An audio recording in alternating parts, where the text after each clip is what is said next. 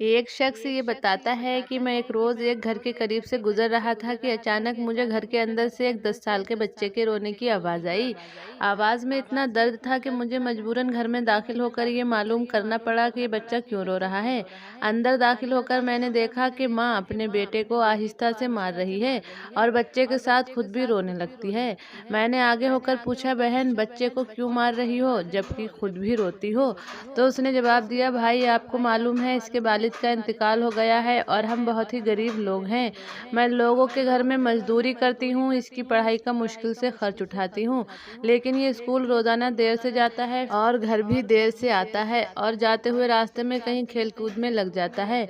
पढ़ाई की तरफ ये जरा भी ध्यान नहीं देता। मेरे लिए घर का खर्च चलाना मुश्किल है, लेकिन मैं चाहती हूँ कि ये पढ़ लिख जाए और पढ़ लिख कर एक बड़ा इंसान बन जाए, ताकि ज़माना ये बातें न करे कि माँ ने अपने बच्चे को नहीं पढ़ाया और उसे गलत कामों में डालकर आवारा बना दिया। वो शख्स ये बताता है कि मैं उस औरत को सुन रहा था। वो बता रही थी कि ये बच्चा अपनी वर्दी गंदी कर लेता है। मैंने इस बच्चे और इसकी माँ को थोड़ा समझाया और आगे चल दिया, लेकिन जब अगली सुबह मैं सब्जी मंडी सब्जी वगैरह लेने पहुंचा तो अचानक मेरी नज़र उस 10 साल के बच्चे पर पड़ गई जो रोजाना ही घर से मार खाता था। मैं ये देखता हूँ कि वो बच्चा मंडी में घूम रहा है। दुकानदार अपनी दुकानों के लिए सब्जी खरीदकर बोरियों में डाल रहे हैं और अगर उनमें से कोई सब्जी जमीन पर गिर जाती तो ये बच्चा उसे फौरन उठाकर अपनी झोली में डाल लेता है। मैं ये माजरा देखकर परेशानी में मुब्तला हो गया और वहां रुककर मैं इस बच्चे को चोरी चोरी देखने लगा और इसका पीछा करने लगा। जब इसकी झोली सब्जी से भर चुकी थी तो वो सड़क के किनारे बैठकर ऊंची ऊंची आवाज लगाकर उसे बेचने लगा, मुंह पर मट्टी, गंदी वर्दी और आंखों में नमी के साथ। ऐसा दुकानदार तो मैंने अपनी जिंदगी में पहली बार देखा था। अब देखते ही देखते अचानक एक आदमी अपनी दुकान से उठा जिसकी दुकान के सामने इस बच्चे ने अपनी छोटी सी दुकान लगाई थी। उस शख्स ने आते ही एक जोरदार पांव मारा और इस छोटे से दुकानदार की दुकान खराब कर दी। ये छोटा दुकानदार अपनी आंखों में आंसू लिए अपनी सारी सब्जियों को सड़क से इकट्ठा करने लगा। थोड़ी देर के बाद अपनी सब्जी किसी दूसरी दुकान के सामने लगाकर बैठ गया। अब बहुत सी सब्जी तो सड़क पर बिखर चुकी थी। जो कुछ बची उस छोटे से दुकानदार ने उसको बेचा, पैसे लिए और भागता हुआ एक दुकान पर गया। वहां से अपना बस्ता उठाया और बिना कुछ कहे स्कूल की तरफ चल दिया। मैं भी इसके पीछे पीछे चलता रहा। जब वो बच्चा स्कूल पहुंचा तो 1 घंटा देर हो चुकी थी, जिस पर इसके उस्ताद ने डंडे से इसकी खूब पिटाई की और ये जल्दी से जल्दी मार खाकर उस्ताद को कुछ कहे बगैर अपनी जगह पर बैठ गया। मैंने उस्ताद से मना किया कि आप इस पर जुल्म ना करें। उस्ताद ने कहा है कि ये बच्चा 3 महीने से रोजाना लेट आता है, जबकि वालिद की वफात हुई तो इसकी पढ़ाई से मुकम्मल तौर पर ध्यान उठ गया है। मैंने उस्ताद का नंबर लिया और उनसे कहा कि मैं आपसे बात करूंगा। सारी रात मेरा सर यूं चकराता रहा और मैं सोचता रहा कि बच्चा जब दोबारा घर देर से पहुंचा होगा तो यकीनन माँ ने उसे फिर से मारा होगा। मैंने अगली सुबह फजर की नमाज के बाद उस्ताद को फ़ोन किया और उन्हें कहा, मेहरबानी करके आप सब्जी मंडी पहुंच जाइए, मुझे आपसे कुछ बात करनी है। उस्ताद ने हाँ में जवाब दिया तो मैं उस बच्चे की माँ के पास गया और उनसे कहा, बहन तुम मेरे साथ चलो, मैं तुम्हें दिखाता हूँ कि तुम्हारा बच्चा देर से स्कूल क्यों जाता है।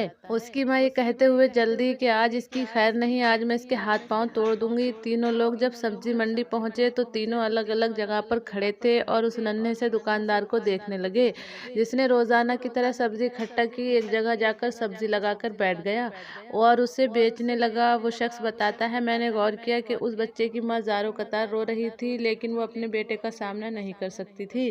चुनाचे वो फौरन अपने घर की तरफ चल गई। उस्ताद को भी चूंकि स्कूल से देर हो रही थी, वो भी स्कूल की तरफ रवाना हो गया।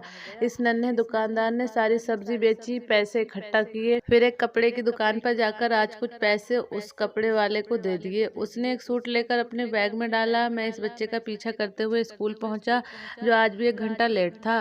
क्लास में दाखिल होते ही इसने हमेशा की तरह अपना सर झुकाया और उस्ताद से मार खाने के लिए तैयार हो गया, लेकिन इस दफा उस्ताद ने डंडा नहीं उठाया बल्कि वो खुद अपनी कुर्सी से उठा, इस नन्हे से बच्चे के सामने बैठा और इसको अपने गले से लगा लिया। उस्ताद इतना रोया कि बच्चा भी सहम गया और वो भी रोने लगा। मैंने आगे बढ़कर उस्ताद को चुप करवाया और इस बच्चे से पूछा, बेटा तुमने जो कपड़े लिए हैं वो किसके लिए हैं? उस बच्चे ने कहा, बाबूजी मामला ये है कि मेरी माँ के कपड़े इतने फट चुके हैं कि उनका जिस्म भी पूरी तरह से ढका हुआ नहीं होता, और वो नए कपड़े इसलिए नहीं खरीदती कि मेरे स्कूल की फीस अदा करनी है और मेरे खाने का इंतज़ाम करना है। मुझसे ये बर्दाश्त नहीं होता, लिहाजा मैं स्कूल से पहले कुछ सब्जी बेचकर पिछले 3 महीने से ये पैसे इकट्ठा कर रहा था। आज इस काबिल हुआ कि अपनी माँ के लिए एक नया जोड़ा लेकर जा रहा हूँ। शख्स बताता है, मैंने उसके बैग में देखा एक पुराना कपड़ा भी मौजूद था। मैंने सवाल किया, बच्चे ये पुराना कपड़ा किसका है? उसने कहा, मैं अपनी माँ को अगर जाकर ये सूट ऐसे ही दे दूंगा तो उसके पास सिलवाने के लिए पैसे नहीं होंगे, इसलिए आज मैं अपनी माँ का एक पुराना सूट लाया हूँ। दर्जी इस सूट के नाप से मेरी माँ का नया सूट सिल देगा और अब मैं कल से स्कूल वक्त पर आया करूँगा, लेकिन स्कूल के बाद कोई छोटा मोटा काम करके कुछ पैसे कमा लूँगा और जाकर वो दर्जी को दे दूँगा ताकि दर्जी की उजरत भी हासिल हो जाए और वो मेरी माँ का एक बेहतरीन सा सूट सिलाई कर दे।